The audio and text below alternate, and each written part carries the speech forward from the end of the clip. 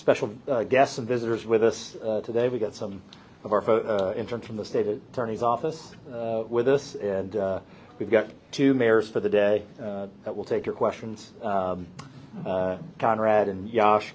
Conrad's both are at CLA, and Conrad's going to Gulf Breeze next year, and Yash is going to IB program at PHS. So I'm glad I wore my tie today, because I would have been out dressed by the mayors for the day if I wasn't. They're looking sharp. So glad to have you guys here. All right, so I'll again go through just a few things and then take any questions that you have. First, Maritime Park, as you guys saw, we had the administration had prescribed that we have the developers come present as a discussion item, not a voting item, because, as I've said, this is Community Maritime Park, and depending on what year you choose, you can say we've had a plan in 2005, we've had a plan in 2010, and as I reminded council, throughout my 20s and 30s, we've tried to decide what we're going to do at Maritime Park to no avail. Hopefully in my 40s we'll get something going, and so and a lot of things change in that time. So depending on who you talk to in town, sometimes we say, well, this is what the 2005 idea was, and this was what the 2010 idea was, and this is what the 2012 idea was. So by no one's fault, I think it's important when we have a monumental project going at Maritime Park that we have community understanding of what it is.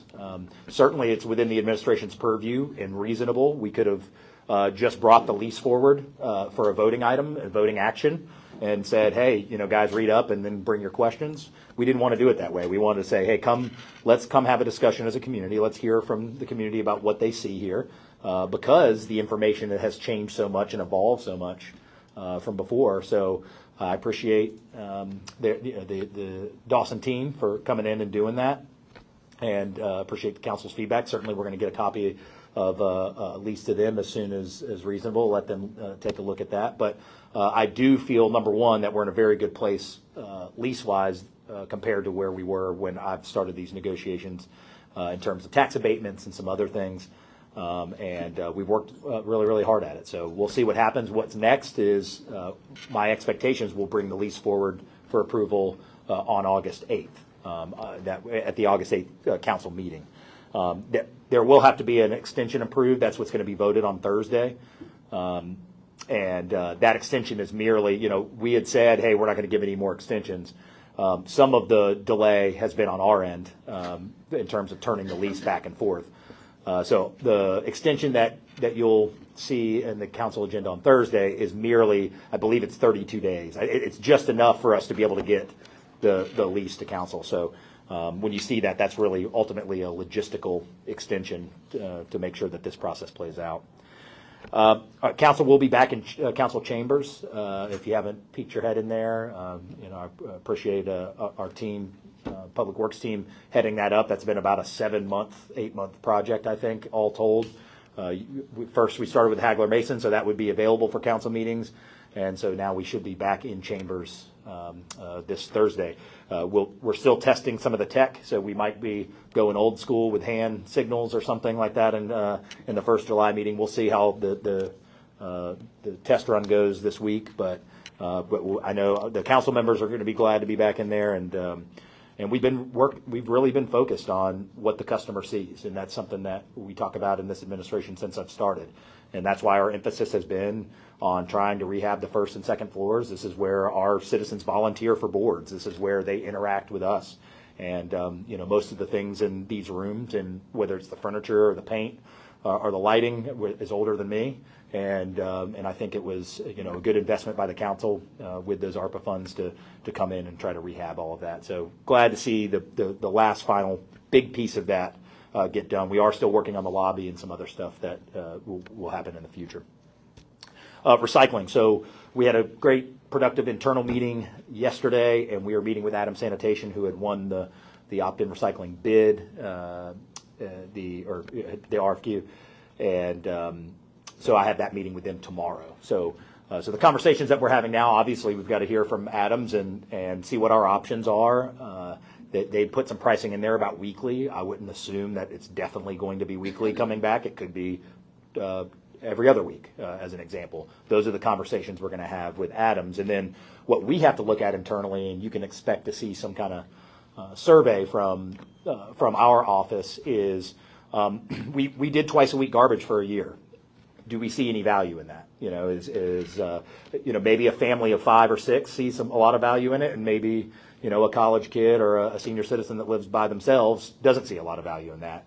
We want to know that because when we roll back out with curbside, with kind of recycling 2.0, we also want to look at how we would handle everything. So what is the menu that's going to be available to the citizen? So we have not made any decisions on that, but we're kind of working through that internally.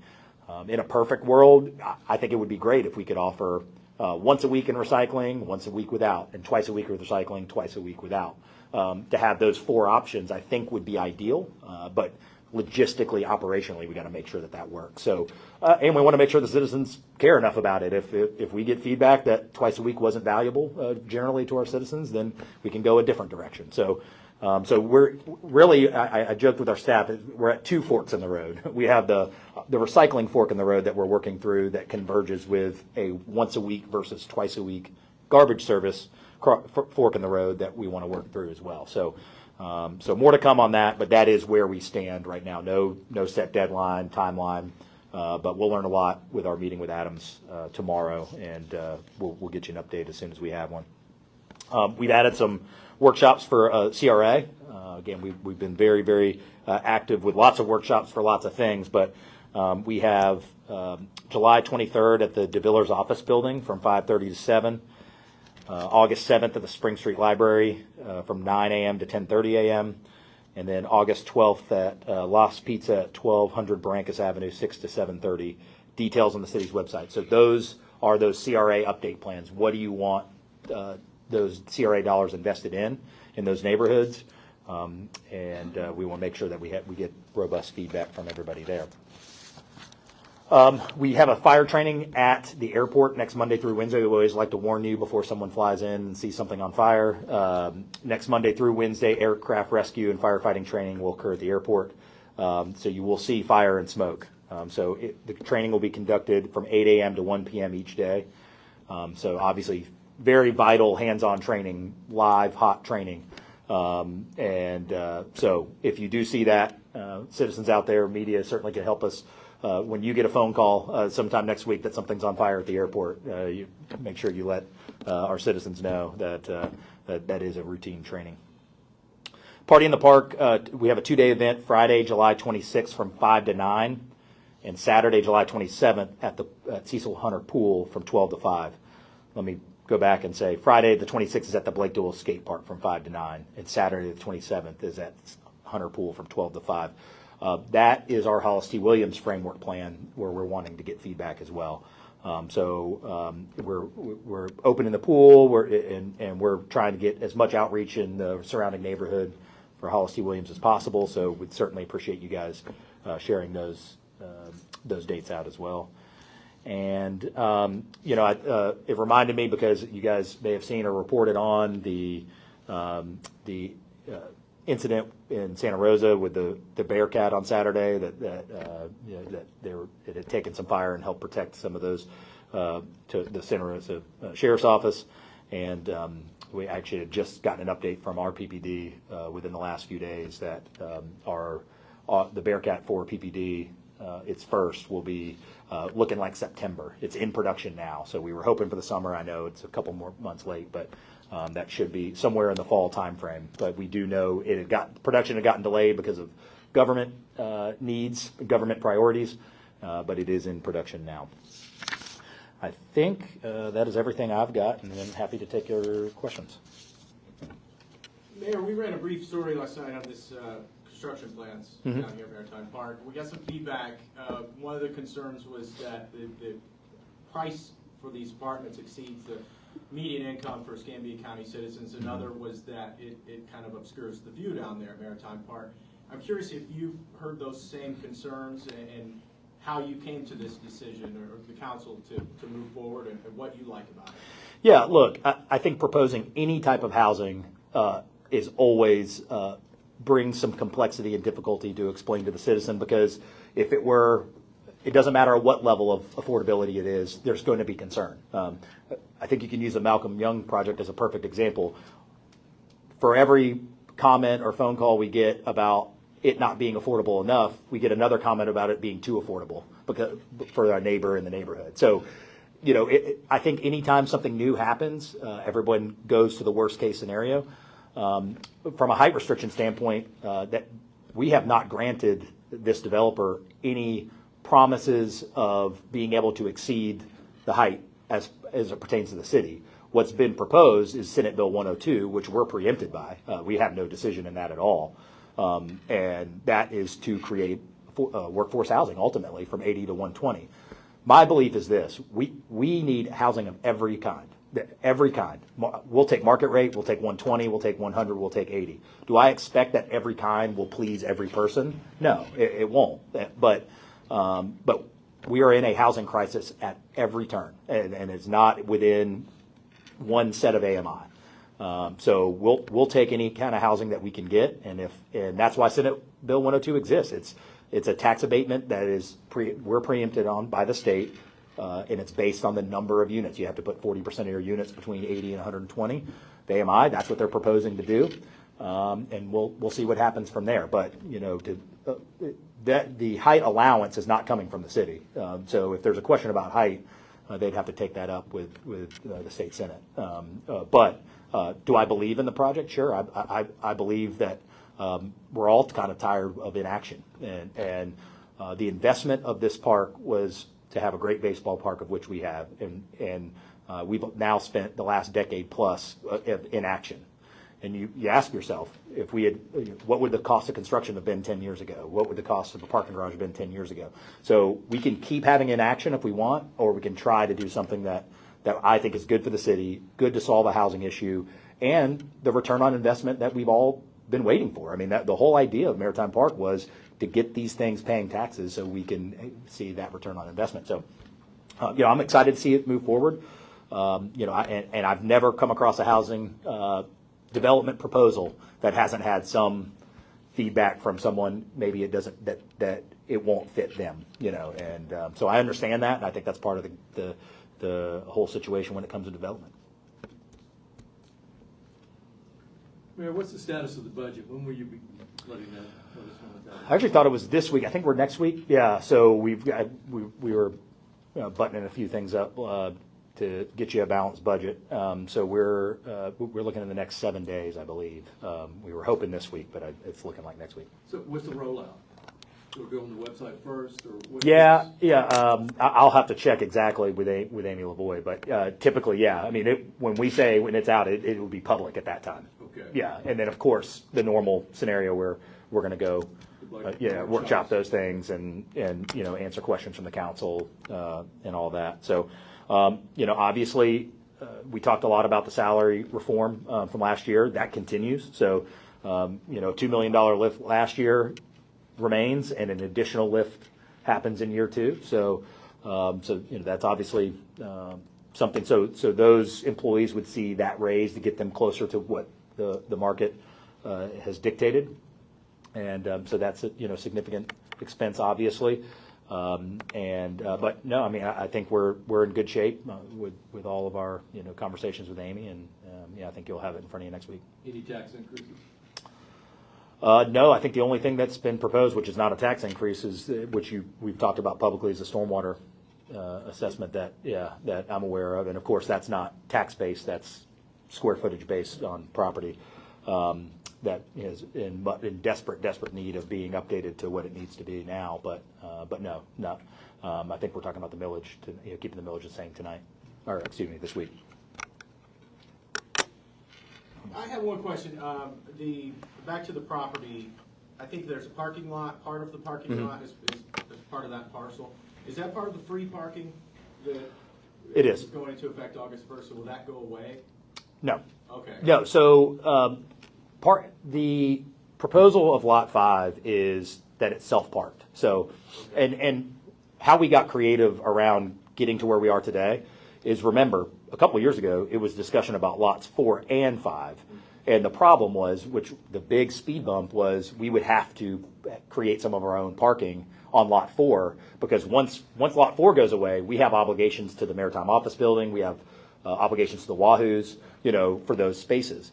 This strategy allows us to develop 5, it's self-parked, and then we can kick the can again on a $15 million parking garage and keep Lot 4 where it is. So not only does it allow us to do that, it allows us to engage with Valencia at 7, which is a hotel that had been told really to wait to see what happens on 4 and 5. But we can scratch and claw ourselves into fulfilling all of our parking obligations, and being able to see both the projects at Parcel 5 and 7 happen as it sits right now. Now, when it comes to something happening at 4, then of course we're going to have to address that in some way. And that can be done in a lot of ways, to be honest. It doesn't have to, whether it was, nearby or on site. I mean, but this allows us not to be, basically suffocated away from any development because we're having to come to the citizens and have them bond a $15 million parking garage. But as we generate revenue with things, I don't know, like parking, then we can start to afford, those capital improvements of which we have no revenue for, and get our tourists to help pay for it. Right now, if we bond for a parking garage, 55,000 citizens, whether they go to a baseball game or not, are going to have to pay for it. So, I think as we get our city in a better position to be able to fund the future and anticipate the growth that we all see, one way to do it is turn a blind eye to it and allow the mayor, 1 or 2 mayors from now to say, oh my gosh, I can't believe we need a parking garage so bad, we're going to have to bond it. Or we can, take whatever political disdain there is now and try to anticipate where we all know we're going. So why can't we afford a parking garage on Parcel 4, or why couldn't we in the last couple of years? Because we don't have the revenue stream to do it without going to bond the money. So I like this approach. I think, these are projects that are going to take time. I mean, these are not going to be done next year if they go through. So to allow us to start getting an ROI on Maritime Park at 5 and potentially 7 without having to make such a huge capital investment on the back of the taxpayers, I think is a good thing. Have you got an agreement with Baptist Hospital on the demolition expert being able to inspect the property?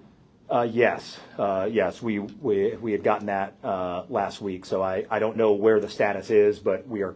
I know that our consultants and that hurdle has been cleared. So how many times they've been in there, all that I'm not aware yet, but I know that. Free. Your understanding is that he's able to go now? Correct. That's my understanding. Is that we've gotten all of that cleared up. 2 weeks ago, before I left, it was on our desk. Right. So that's my understanding right now. But we continue to push forward. We've got actually in this council meeting, we've got the $5 million of HUD CDBG commercial revitalization money that we've gotten for Baptist that we finally got the paperwork back from Florida Commerce on. So that'll be approved and awarded.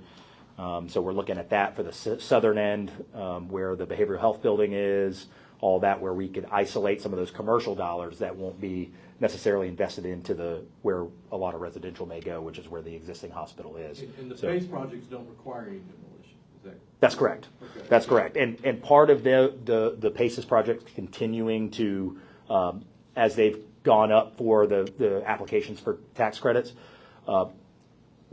part of their seniority of being unfunded projects was that you didn't move the property. So one conversation was, well, since they didn't get funded for 4 and 9 a year ago, why not move them around or move them here or there? Well, once you move them off the site that was proposed, now it becomes a new application, and there's a lot of credit that's given to existing applications. So fortunately, it looks like we're going to have both of those projects funded, both the senior and the family, 200 units. And certainly, as you know, Rick, in development, those projects at their stage will be done significantly sooner than a large scale, multi-hundred unit, master development. So that's a good thing, is that it doesn't have to be several years down the road where we start to see that. If we've got 200 affordable units coming in for seniors and family members. And I appreciate PACES has always said that, and part of my discussion with them about what we should do was that they were collaborative, that saying, hey, we want it to fit the master plan. We want to make sure that the folks that are in the greatest need in the surrounding neighborhood have first access to those units, for example. And they've been nothing but collaborative on that. So I'm excited to move forward with them and how their projects integrate into the grand scheme of what we hope to happen at Baptist. I'm actually heading to Orlando for the lift project down there, to check that out. I'll be there on July 30th. So kind of like Bayou District Foundation, same concept down there. Anything else? All right. Thank you, guys. Appreciate it.